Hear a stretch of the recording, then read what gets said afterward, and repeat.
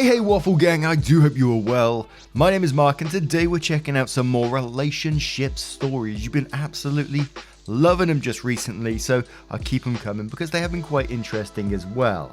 If you do love a Reddit story, why not consider hitting a like, subscribe, and maybe that notification bell too, and let's crack straight on with today's first story.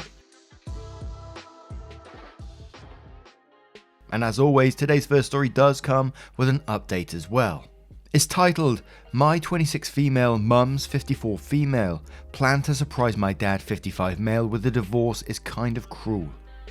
My parents have been married for almost 30 years. Their marriage is not great. My dad's the kind of person who will come home from work and get angry that there isn't dinner on the table. Growing up, my dad never treated my mother like an equal.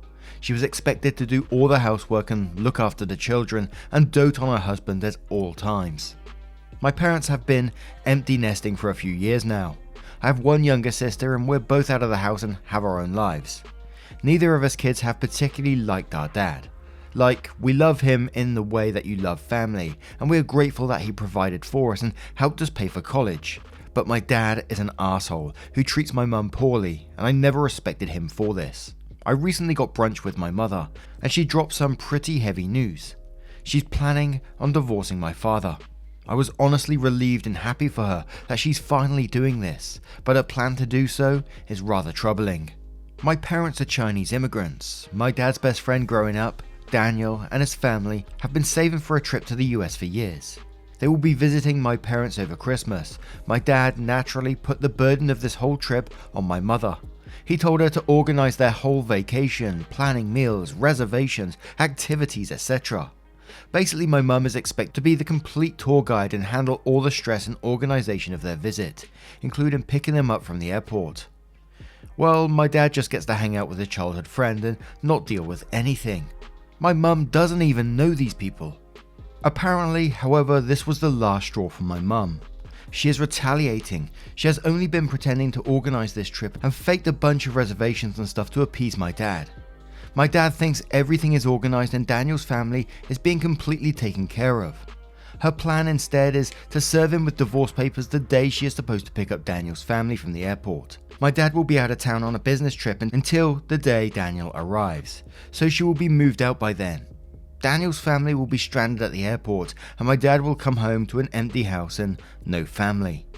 While I support the divorce, I can't help but feel this plan is a little too cruel.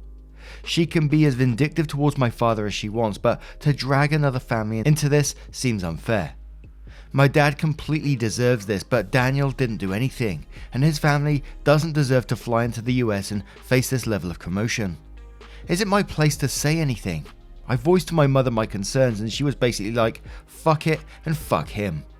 I barely talk to my father, but I don't know who I should reach out to or who I can talk some sense into. My dad has never been violent towards my mum or anything, but I'm also nervous about what would happen if I told my father the truth before my mum had a chance to gather herself and move out of the house without him being present. It just seems like an explosive argument waiting to happen. Wow. And we do have an update on what happens in the story. I haven't read it myself yet. As I said, I like to read along with you guys at the same time. And the thing that was going through my head is, you said you're finding it incredibly cruel. But I'm wondering what mum has been through with father to make her feel this way, to feel so strongly like, fuck him and fuck them or whatever, fuck the situation, I don't care anymore kind of thing. For her to be so done with it, this is how she's feeling. And, whilst I don't agree with leaving a family in the dust like that, it did leave me questioning how the mum is feeling in this. And I'm sure we're about to find out very soon. But we're going to cover a couple of the comments, then move on to the update. Your Franks who says, propose an alternative idea. Serve him divorce papers right before he leaves on his business trip, like as she drops him off at the airport. She can immediately leave and wait for him to go on his trip. Make his professional interactions agonizing so he loses face in front of his co-workers. Make him scramble to plan the trip himself or tell his friends to cancel. This still shames the hell out of him, what she wants, while making it less terrible on this random family. But he will still have to explain, so he will still lose face in the process, which is also what she wants. Be at home when she drops him off to help her get the fuck out as soon as possible and pack while she's driving him to the airport. your participation in exchange for sparing this random family. I mean, it's not the most dignified plan, but it gets shit done without involving this random family as much, which is what your worry seems to be. Infinite Cobweb says OP does not need to play substitute wife and organize events. I keep seeing this in the responses and it's a really bad idea. If OP's father gets the idea that he can call on her to arrange things for him, it opens the door to an expectation of OP maintaining his house and life just like OP's mother did. OP should stay out of the events. Her parents' relationship is theirs to manage. OP's father is an adult and can make alternative arrangements himself. Fargirl says this: I've seen my family have these exact type of relationships. My aunt has a husband exactly like the dad here. My aunt always has to leave events or fun things we were doing just to cook the arsehole dinner, or she would be screamed at for hours. If my aunt was sick, hurt, or out of town, he would make his daughter do everything. Go mum. Being treated like a low-life servant with no respect for 30 plus years, she was waiting until you were all up, out, and established before getting out. She took a 30-year bullet for you guys, probably after realizing what a horrible decision she made, marrying or getting knocked up by this asshole, and made the best of it for you. That woman deserves some respect. Curious A. Crane says, do not get involved with your mum's plan. Seriously, just because he didn't abuse her physically doesn't mean she wasn't saddled with emotional abuse all these years, and she probably knows that shaming in front of his friends is the best way to get her revenge. Will Daniel feel some discomfort? Yes. Will it be life-threatening or put him in any real danger? No. He will most likely be embarrassed for his friend. I might not agree with what your mum's doing, but I haven't lived through her circumstances with your dad. As long as she's not physically and mentally hurting this other family, I say let it be. And one more from Nana Leone, who says, could you maybe quickly pitch in and do some planning for the visiting family? This is a horrible way for your mum to handle it, but what occurs to me is that she's trying to get out of the house while your father is out of town. She may very well be afraid of him and feels this is the only way she can escape. Now we're going to move on to the update. So update. Thank you to everyone who replied. It's been about a month since my post. Reading everyone's responses made a few things to me very clear that I especially had not thought of before. It is highly unlikely that Daniel's family being stranded at a large international airport in the US would be that big of an issue. They speak good enough English, they have cell phones, they have money, they have my dad's contact information. My mum's decision to wait for him to get his news until he returns from his trip is a strategic one, so she can move out calmly and safely. While my father is not physically abusive, he certainly would not let my mum leave comfortably. She doesn't need that stress. While some suggested that I step in and take over her duties, others claimed that it was risky for me to take over this role. My father may then just see me as a replacement for his wife. This may set a bad precedent. While I initially found her plan to be cruel, some of you rightly pointed out that surely this act of cruelty pales tremendously compared to the years of mistreatment she has dealt with. So Reddit, I opted to know nothing and do nothing. Here's what happened. Around the time Daniel's family was to be picked up, I get a phone call from my father. I decided, especially since this was the middle of a workday, to ignore it, because I frankly did not want to get wrapped up in the commotion. He called again and then sent me a series of texts, demanding to know the whereabouts of my mother. Now, if you recall, my father had been on a business trip this entire week. His first chain of messages and calls was when he had a layover in Denver.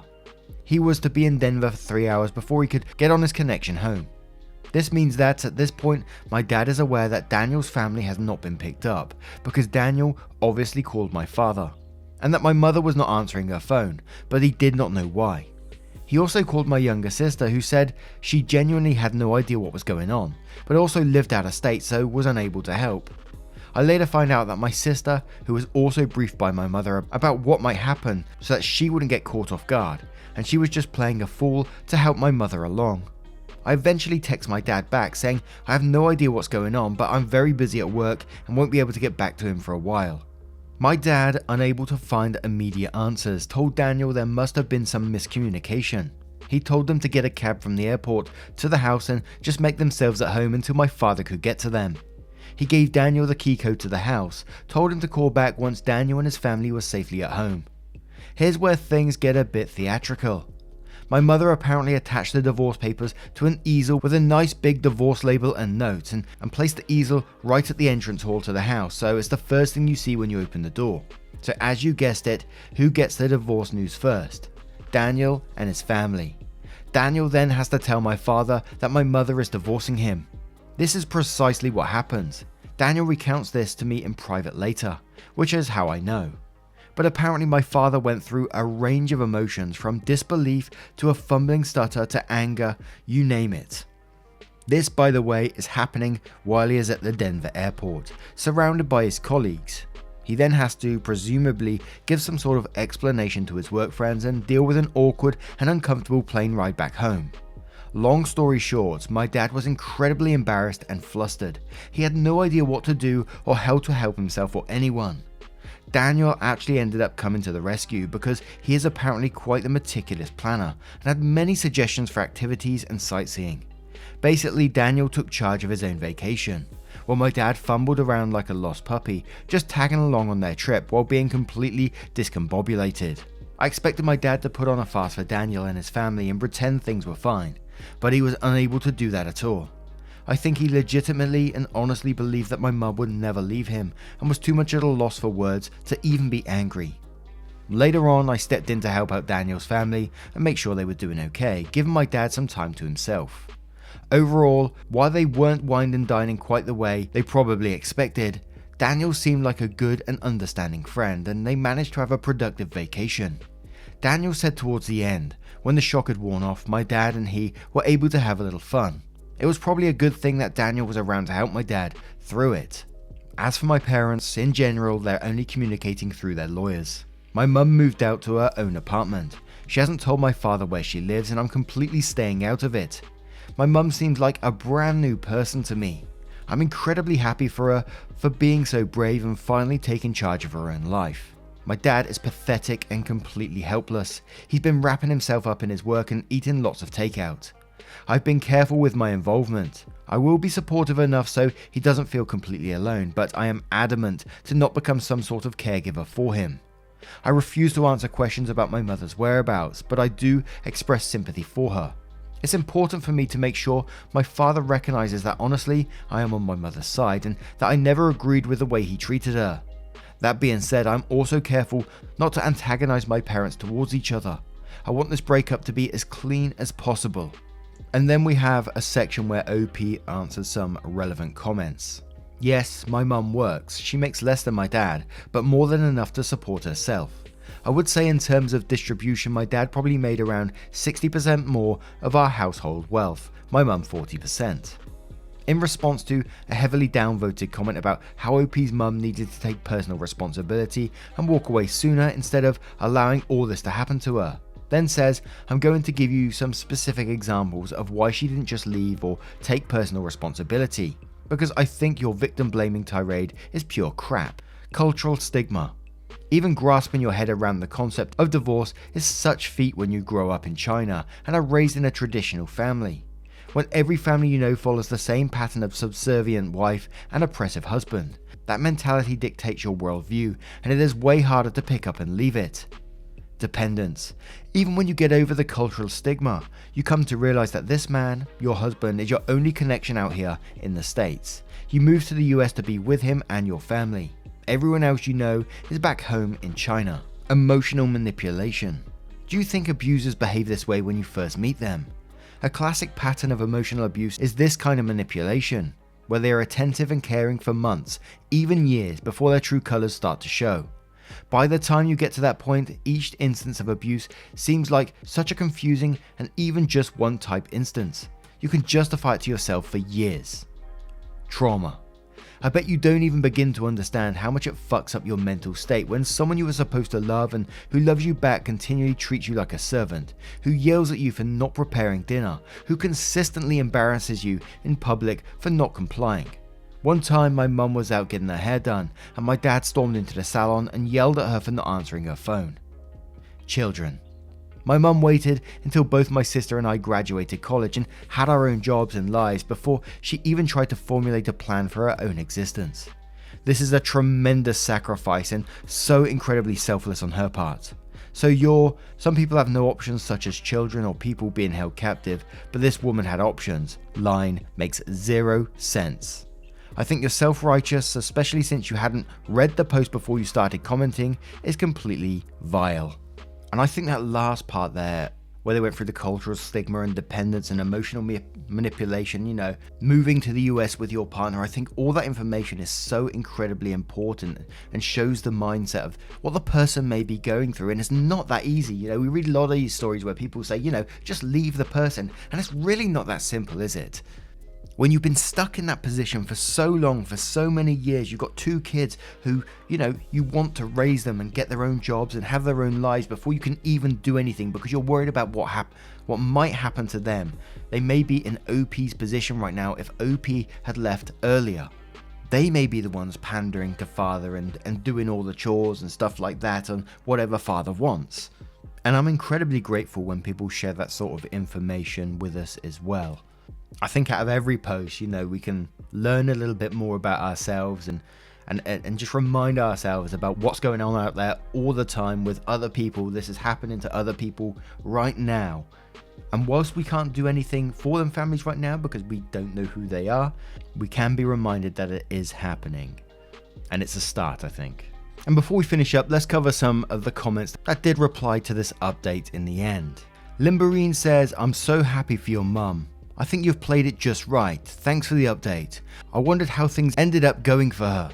But I'm Still Hungry says, warning, long story. This is so weird. Had to reread your title and make sure my siblings or my alter ego didn't write this post. We're the exact same age and our parents are the exact same age, and my mum just left my physically and verbally abusive dad last fall. As my youngest sibling left for college, we packed up essentials and disappeared. We had to hurry and move everything in less than a workday. U-Haul and all in under 6 hours. So when he came home, our stuff was gone and there were divorce papers on the counter with a letter from my mum. It sounds cruel, but there was no way she could have done this in person and left unscathed. He left us threatening and guilt-tripping voicemails for months and even tracked her down at her work a few times, but she always saw his car first and hid. What's much crueler is abusing your wife and kids for 20 plus years and threatening to put a bullet in our heads if we ever told anyone, or did anything remotely out of line, which made for very dark and lonely lives for us, for all of us. We went no contact and the first few months were rough, looking over our shoulders constantly and dealing with the fallout with whomever he told his sob story. In the end, we really see this like a new lease on life. My dad doesn't know where we are and we're all breathing so much easier now that we're no longer essentially hostages in our own home. My mum got a new apartment and the furniture that she wanted and eats what she wants and sees her friends and goes on trips with her friends. She has become a totally different person, so much bubblier and happy. Oh, that one almost set me off. Noon Snack 2 says your mum is an inspiration for how well she handled that.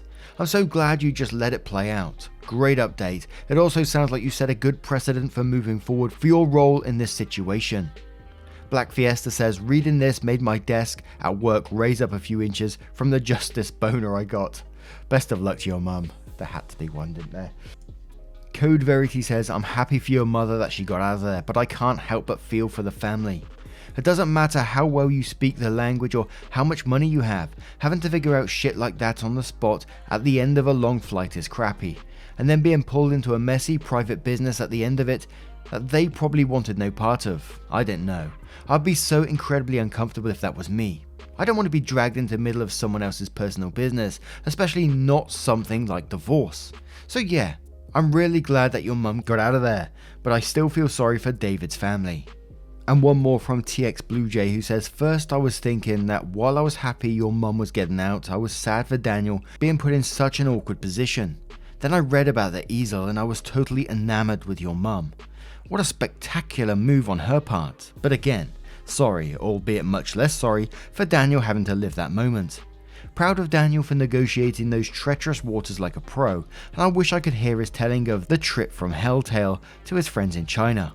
P.S. I hope your mum is happy, that your dad learns to cope, and that you and your sister navigate this yucky situation okay. Now, what do you guys make of this situation? What do you think about mum, Daniel's family? What are your thoughts on it? And I wonder what they're all up to now. Thank you so much for joining us today. I hope you did enjoy these stories. As always, you're incredibly important to the channel for you getting involved, liking the video, subscribing, becoming a member. Some people have had a few members just recently, and I'll be getting back on top of those membership announcements very soon. Christmas is absolute chaos at the moment. Please forgive me. Thank you for your love, your support, and your time, and I will see you in the next one. Take care, guys. Much love. Wake up, get up, stretch my legs, eat some breakfast, milk and eggs, brush my teeth up, wash my face, throw my clothes on, start my day. Wake up, I can smell the smoke from the bacon. Let's go, see the sun shining from the windows. Okay, I know that today'll be a good day.